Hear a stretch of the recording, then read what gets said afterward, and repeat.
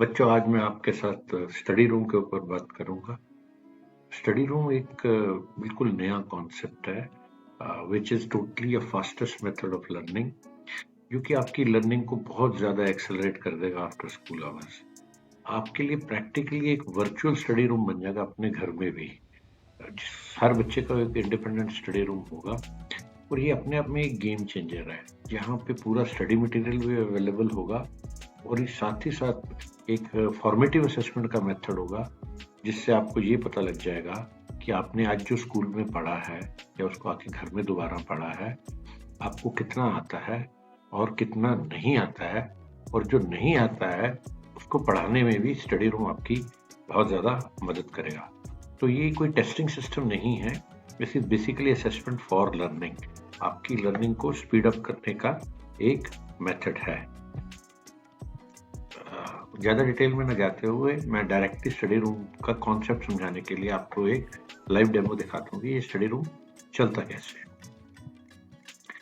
तो हाँ, एक बार अगर आपने ease2learn.com में लॉगिन कर लिया होगा साइन अप करने के बाद, तो आपको कुछ इस तरह से डैशबोर्ड, स्टडी रूम और exam room, report analytics and my teacher help दिखेगा। अब जस्ट माई स्टडी रूम पे क्लिक करिए, उसके बाद स्मार्ट लर्निंग पे क्लिक करिए। सपोज आज क्लास में आपको मैडम ने से केमिस्ट्री में एटॉमिक स्ट्रक्चर पढ़ाया है। जो मैडम आपको पढ़ाती हैं पहली बारी, तो मैक्सिमम आपको जो बात समझ में आती है वो अप्रॉक्सीमेटली से 35% समझ में आती है, और जब आप घर आकर उसी टॉपिक को दोबारा पढ़ लेते हैं तो समझ लीजिए बुक्स में जब आप पढ़ लेते हैं तो 25% वही बात आपको एक्स्ट्रा समझ में आ जाती है। I am talking on an average, तो टोटल आपको 60% समझ में आ जाती है। अगर उसके बाद भी आपके पास समय है तो ये आप स्मार्ट लर्निंग में आकर एटॉमिक स्ट्रक्चर को सिलेक्ट कर लीजिए। जितनी अच्छी वीडियोस और जितना अच्छा स्टडी मटेरियल है स्मार्ट लर्निंग में आपको अवेलेबल हो जाएगा एटॉमिक स्ट्रक्चर पे। तो ज़रूरी नहीं है कि आपको सारी ही वीडियोस चलानी है, ये तभी आप करिए अगर आपके पास समय हो। अदरवाइज स्मार्ट लर्निंग में आने की कोई इतनी ज़्यादा ज़रूरत नहीं है। It will be more a wastage of your time के हिसाब से कर सकते हैं। एंड उस वीडियो को आप कहीं भी ले जाकर उस पॉइंट ऑफ व्यू से डिस्कस कर सकते हैं। मैं आज वीडियो के ऊपर नहीं फोकस करूंगा, just wanted to show you how to do it. आपको अगर मटेरियल भी चाहिए, एटॉमिक स्ट्रक्चर के नोट्स भी चाहिए, तो वो भी यहाँ पे अवेलेबल है। हालांकि मैं प्रेफर करूंगा कि आप इसे कुछ ज़्यादा यूज मत करें, तभी करें जब आपके पास समय हो। बट एक बार जब आपको लगता है कि आपको एटॉमिक स्ट्रक्चर काफ़ी हद तक समझ में आ गया है, यानी कि जितना आपने मैडम से सुना था और जितना आपने किताब में पढ़ा था, उसके बाद क्या होता है कि आप जब दोबारा किताब खोलते हैं तो आपको लगता है कि आपको सब कुछ आता है। You feel like your cup is full, फिर वो आप आगे नहीं पढ़ते हैं। तो ये जानने के लिए कि आपको एटॉमिक स्ट्रक्चर में क्या नहीं आता है, आप दोबारा माई स्टडी रूम में जाइए और सेल्फ असेसर को खोल लीजिए। अब ये आपकी मदद करेगा ये जानने के लिए कि आपको क्या नहीं आता है। आप दोबारा फिजिकल केमिस्ट्री में जाइए और एटॉमिक स्ट्रक्चर को सिलेक्ट कर लीजिए। मैं प्रेफर करूंगा कि आप 20 ही क्वेश्चनों की असेसमेंट बनाइए और उससे ज़्यादा ना बनाइए, because it will waste your time. तो let me explain you now how would this increase your knowledge और why it is the fastest method of learning. Just इस कॉन्सेप्ट मैं आपको समझाता हूँ। तो let me start an assessment for. तो मैंने एटॉमिक स्ट्रक्चर पे 20 क्वेश्चनों की एक असेसमेंट बना ली। अब क्योंकि आपकी नॉलेज 35% स्कूल में गेन हुई थी, 25% किताब पढ़ने से गेन हुई थी, तो आपकी नॉलेज 60% हो चुकी है। दैट मीन्स इस 20 में से 12 क्वेश्चन आपको किताब के बिना आंसर करने की ताकत होनी चाहिए। यानी कि 20 में से 12 क्वेश्चन तो आपको कर ही लेने चाहिए, बिकॉज आपकी नॉलेज 60% है। तो इस कॉन्सेप्ट में एक मेजर पॉइंट मैं आपको बताना चाह रहा हूँ कि आपने इस असेसमेंट में कुछ भी गलत आंसर नहीं करना, तुक्का नहीं मारना है। आई एम रिपीटिंग इट, तुक्का नहीं मारना है और डम ब्रेन हो जाएगी। जहां आपको आंसर नहीं आता होगा, सिस्टम आपकी मदद करेगा। तब भी अगर आपको आंसर नहीं मिलता है तो उस क्वेश्चन को स्किप कर लीजिए। उसके बाद देयर इज अ मेथड, वहां टीचर्स आपकी मदद पर आ जाएंगे, लेकिन तुक्का मत मरेगा, आप डम ब्रेन बन जाएंगे। Let me start this concept and explain it to you now. जैसे आपकी नॉलेज 60% थी, तो 12 क्वेश्चन आप खुद आंसर कर पाएंगे।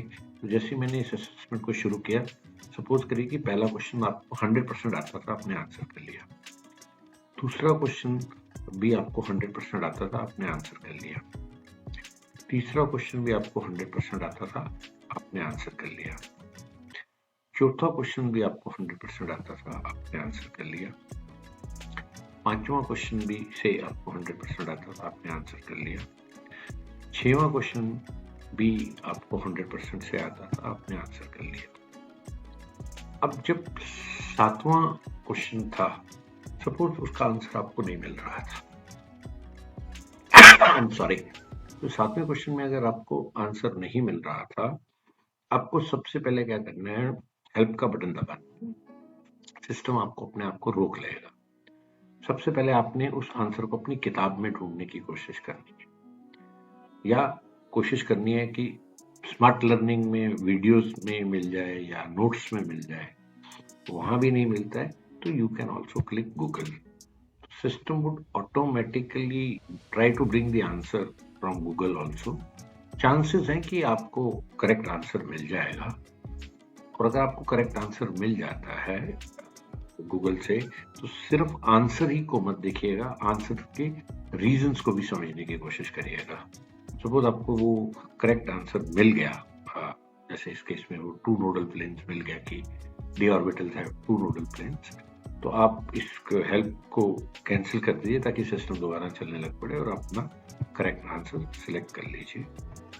इस तरह हो सकता है। फिर नेक्स्ट क्वेश्चन भी आपको आता है या नहीं आता है, again the same issue, you can again take the help. पहले किताब से पढ़िए, नहीं मिलता है स्मार्ट लर्निंग की मदद से ढूंढने की कोशिश करिए, नहीं तो फिर गूगल की मदद से आप उस आंसर को ढूंढ ही पाएंगे। इस तरह आप नेक्स्ट प्रोसीड कर जाइए। तो इस केस में आई थिंक हाइड्रोजन भी वाज द करेक्ट आंसर। इसके बाद अब नेक्स्ट क्वेश्चन में आप गए तो 9th में कुछ ऐसा प्रॉब्लम हो गया कि ना तो आपको अपनी किताब में मिला, ना स्मार्ट लर्निंग में मिला, ना गूगल में। इस केस में इस क्वेश्चन में कोई भी गेस वर्क मत करिएगा, जस्ट लीव दिस क्वेश्चन। जैसे ही आप क्वेश्चन को छोड़ेंगे, आप रियलाइज करेंगे कि ये रेड हो गया है। That means your teachers have come to know कि आपको ये बात नहीं आती है, ये बाद में आपकी मदद कर देंगे इसको रिजॉल्व करने के लिए। इस तरह करते करते समझ लीजिए आपने पूरे 20 क्वेश्चन आंसर कर दिए। जैसे ही आपने 20 क्वेश्चन आंसर करिए, आप सेव एंड एग्जिट करके इसे सबमिट कर दीजिए। जो कुछ आपने किया है वो ऑटोमेटिकली इसके रिपोर्ट और एनालिटिक्स में जाके रिकॉर्ड हो गया है। आप अगर व्यू डिटेल्स में वो पूरी की पूरी रिकॉर्डिंग को देख भी सकते हैं कि एग्जैक्टली आपने क्या आंसर किया था। अब जैसे आपको 9th क्वेश्चन नहीं आता था, आप सिंपली 9th को क्लिक करिए। करेक्ट आंसर तो आपको पता लग जाएगा, लेकिन अभी भी आपको ये नहीं पता लगेगा ये करेक्ट क्यों था, क्यों आप इसे आंसर नहीं कर पाए थे। तो यहाँ पे एक बटन दबाइए टीचर सपोर्ट, और टीचर के लिए मैसेज लिख दीजिए कि मुझे ये क्वेश्चन आंसर करने में डिफिकल्टी हुई थी या मुझे ये समझ में नहीं आया था। And then your teacher will know कि बाकी क्वेश्चंस में इसमें मेरे को आपकी मदद करनी है। तो एंड रिजल्ट में क्या होगा, इस पूरी की पूरी प्रक्रिया में होल स्टेप 20 में से 12 क्वेश्चन बिकॉज आपकी नॉलेज 60% आप खुद आंसर कर पाए थे बिना किताब के। 6 क्वेश्चन आपने ढूंढ लिए थे, और 2 क्वेश्चन शायद टीचर्स को आपकी मदद करनी पड़ेगी। तो let me again repeat this exercise. तो आप इससे एग्जिट कर जाइए। अब दोबारा से आप सेल्फ असेसर में जाइए एंड दोबारा से ही एटॉमिक स्ट्रक्चर पे फिर असेसमेंट बनाइए। सॉरी, एटॉमिक स्ट्रक्चर पे ही दोबारा से असेसमेंट बनाइए। जैसे ही आप असेसमेंट दोबारा बनाएंगे, आप देखेंगे कि अब जो क्वेश्चन हैं 20 के 20 बिल्कुल डिफरेंट आ गए। लेकिन आप एक और चीज फील करेंगे कि आप में एक चेंज आ रहा है, there is a change coming in you, and the change is like now instead of 12 questions you may be in a position to answer 13 or 14 questions without the help of book.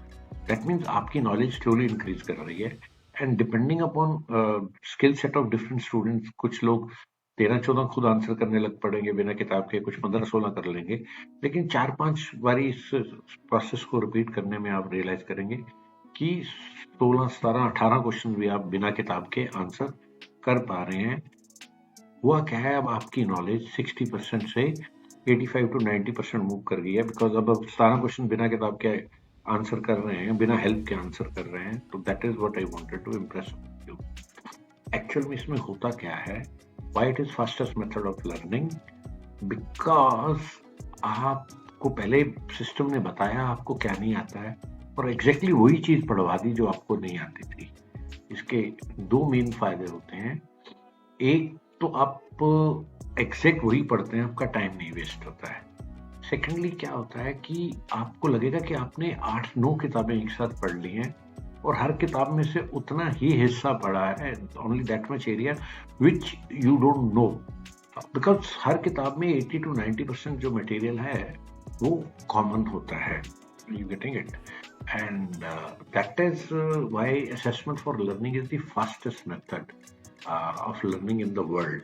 इससे आपको अजीब सा confidence आएगा, because her question का answer क्योंकि खुद आपने ढूंढा है. एग्जैक्टली ये नॉलेज बड़े लॉन्ग टर्म के लिए आपके ब्रेन में रिटेन रह जाएगी. आपको प्रैक्टिकली किसी की मदद की जरूरत नहीं पड़ेगी. कि टीचर की उतनी ही आपको मदद लेनी चाहिए जितनी जरूरत है. कि टीचर का काम है आपके लिए बाइसाइकिल नहीं चलाना, बट कैरियर पकड़ना. साइकिल चलाना तो आपको खुद ही सीखना है. My study room is a fantastic concept. It will revolutionize the way learning is. I hope you have understood what I was trying to explain to you. So let me summarize आज की discussion में कि assessment for learning एक ऐसी approach है कि आप उन्हीं एरियाज को पढ़ते हैं जो आपको एग्जैक्टली नहीं आते हैं उस टॉपिक पे. इससे यही नहीं होता कि आपकी लर्निंग स्पीड अप होती है, which is the fastest method of learning, but is also ensures accurate learning. तो आप बेमतलब की चीज़ें भी नहीं पढ़ रहे होते हैं जो आपको नहीं चाहिए होती है. तो ये सारी की सारी फैसिलिटी माई स्टडी रूम की फ्रीली अवेलेबल है. आप ये वाला जो QR कोड है इसे स्कैन करके ऐप को डाउनलोड करिए और साइन अप कर लीजिए. ऑल्टरनेटिवली आप easetolearn.com की वेबसाइट पे चले जाइए और अपने आप को साइन अप कर लीजिए और माई स्टडी रूम को अवेल कर लीजिए और अपनी मर्जी का कोई भी कोर्स सिलेक्ट कर सकते हैं. तो इसमें सिर्फ नीट IIT JEE नहीं है, दुनिया भर के सारे ही कोर्सेज अवेलेबल हैं, चाहे वो डिफेंस के हैं, बैंक PO हैं, UPSC के हैं, ये बाकी के जितने आप ट्रेनिंग प्रैक्टिसेस करते हैं, लाइक NDA हो गया, लाइक दिल्ली के और दूसरे एग्ज़ाम्स हैं, CUET तो है ही है. तो that is an advantage you can take over. Thank you very much.